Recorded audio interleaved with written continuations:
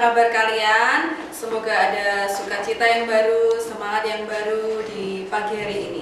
Dan sebelum kita memulai setiap aktivitas kita pagi hari ini di dalam pembelajaran untuk hari ini, kita akan mengawali dengan kita mulai devotion untuk pagi hari ini. Kita mau siapkan hati untuk kita memuji Tuhan. Kita akan pujikan lagu Ku Mau Cinta Yesus.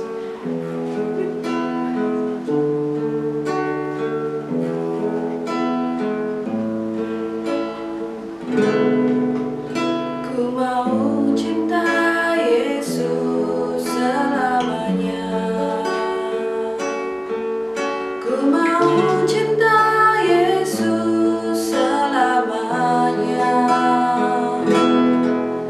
Meskipun badai silih berganti dalam hidupku, ku tetap cinta Yesus selamanya. Ya Aba Bapa, ya Aba Bapa, ini aku anakmu, layakkanlah seluruh hidupku.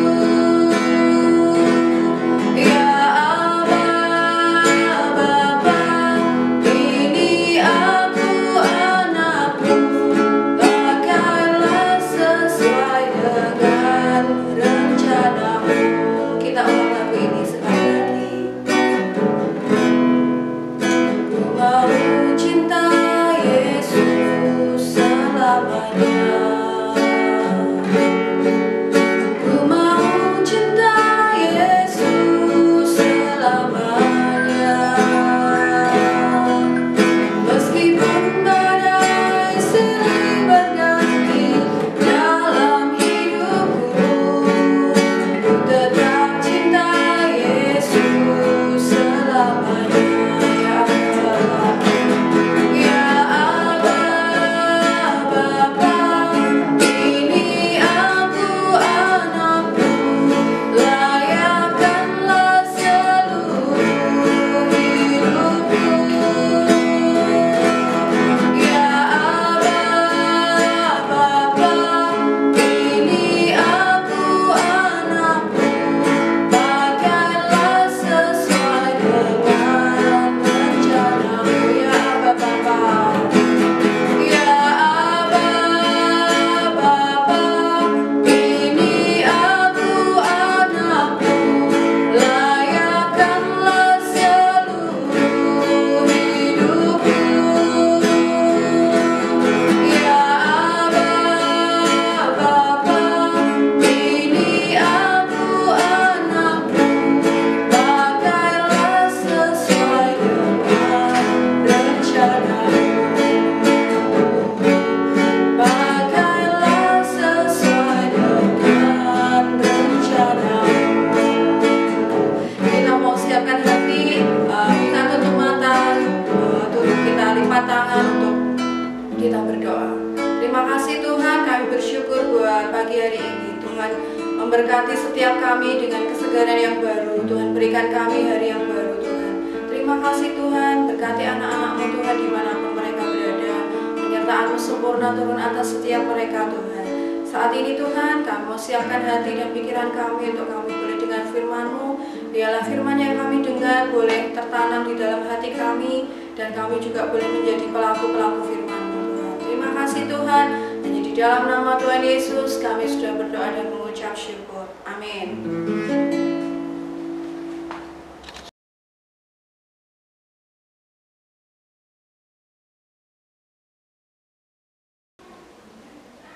Shalom, selamat pagi anak-anak SD Kristen Terang Bangsa. Apa kabar kalian semuanya?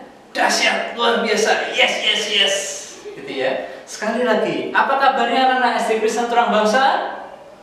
Dahsyat, luar biasa, yes, yes, yes. Oke, luar biasa. Oke, nah pagi hari ini Serdani senang banget karena bisa ketemu dengan kalian semua walaupun lewat devotion ini, ya. Pagi hari ini Serdani mau cerita tentang seorang tokoh dalam Alkitab.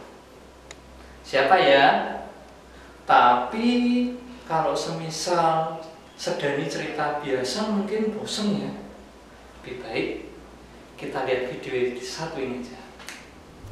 Inilah Yosua, sang pemimpin bangsa Israel. Ingatkah kalian bagaimana Tuhan membawa bangsa Israel keluar dari Mesir? Bagaimana Tuhan membuat jalan dengan membelah Laut Merah, tiang api sebagai penerang Israel, tiang awan sebagai peneduh Israel, bagaimana air mengalir dari batu dan mengirim roti mana setiap pagi. Yang paling penting, Tuhan menjanjikan tanah Kanaan bagi Israel. Namun, dalam perjalanan ke sana, banyak yang mengeluh, sehingga Tuhan membiarkan Israel mengembara selama 40 tahun. Mereka semakin bersungut-sungut dan mulai tidak percaya pada janji Tuhan.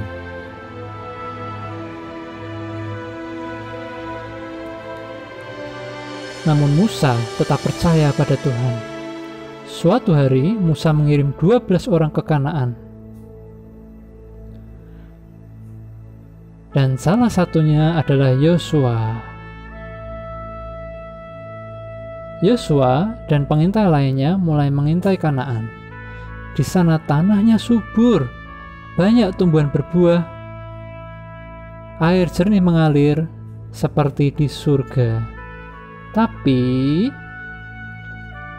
ada beberapa rintangan.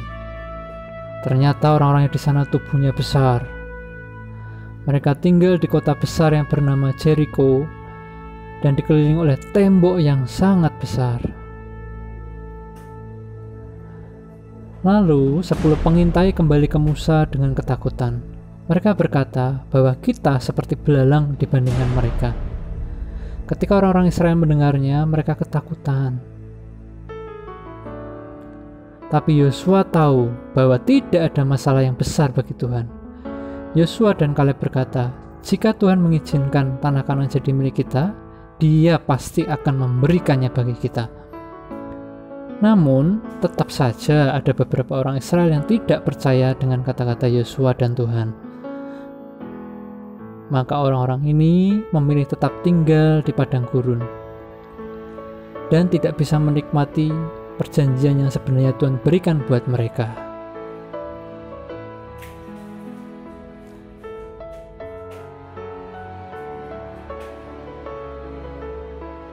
Namun, berita baiknya adalah Yosua dan orang-orang yang mengikutinya percaya dan mereka masuk ke tanah perjanjian. Akhirnya mereka berhasil masuk ke tanah perjanjian. Dan Tuhan akhirnya menggantikan Musa dengan Yosua sebagai seorang pemimpin.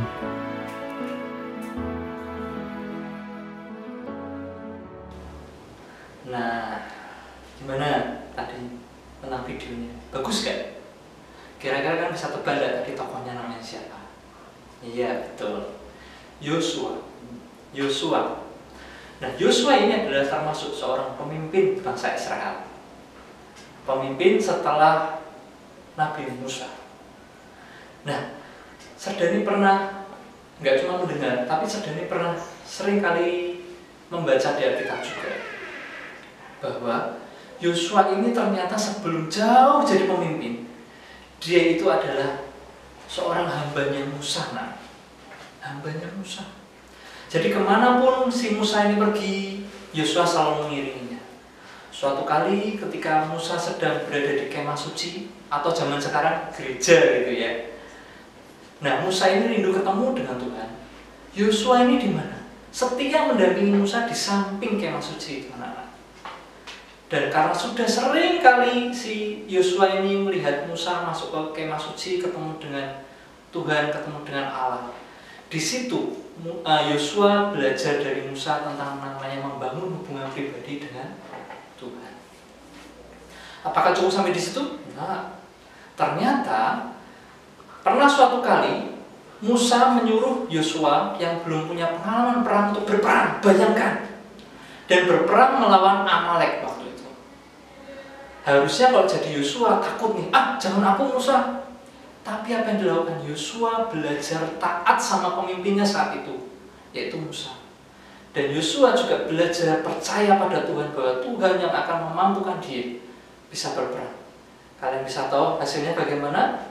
Akhirnya bangsa Israel ketika dipimpin Yosua bisa memerangi dan bisa menang melawan orang Amalek. Di situ Yosua belajar yang namanya taat dan patuh pada pemimpin dan kepada Tuhan.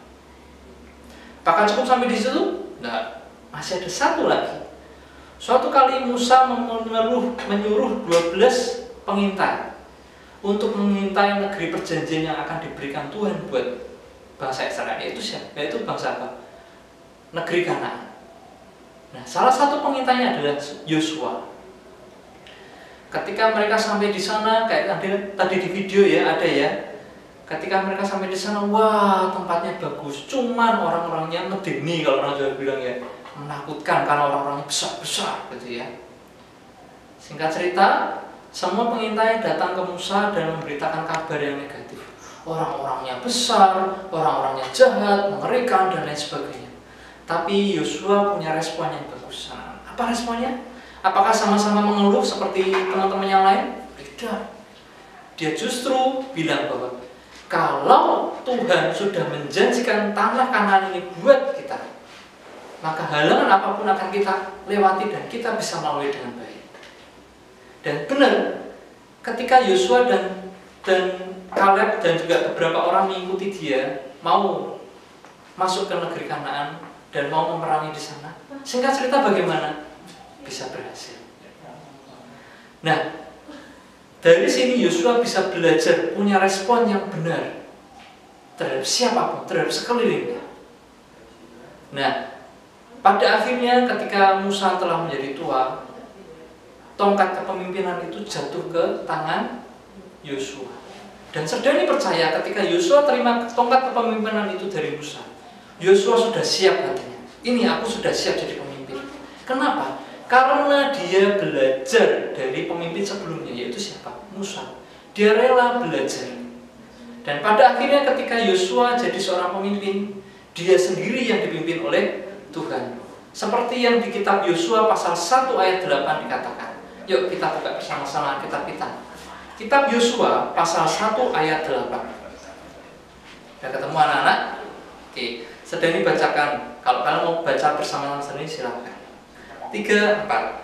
Janganlah engkau lupa memperkatakan kitab Taurat ini, tetapi renungkanlah itu siang dan malam, supaya engkau bertindak hati-hati sesuai dengan segala yang tertulis di dalamnya. Sebab dengan demikian perjalananmu akan berhasil dan engkau akan beruntung. Itu janji Tuhan buat Yosua. Asalkan Yosua merenungkan firman Tuhan, kitab Taurat itu dan kebenaran Tuhan siang dan malam, perjalanan Yosua ketika dia memimpin jadi berhasil.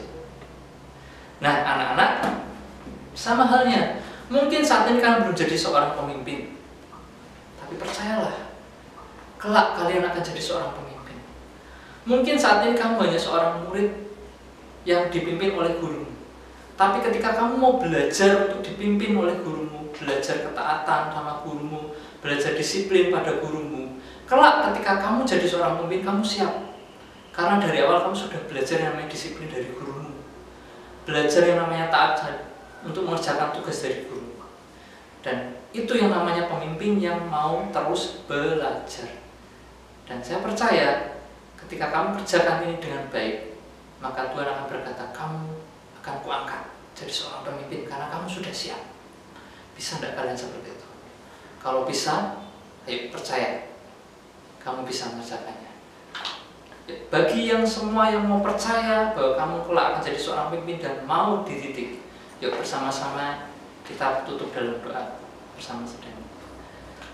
Kami mengucap syukur kepadamu ya Tuhan, jikalau pada kesempatan pagi hari ini, devotion yang singkat ini, kami bisa saling berbagi, kami bisa saling sharing bagaimana kami menjadi pemimpin.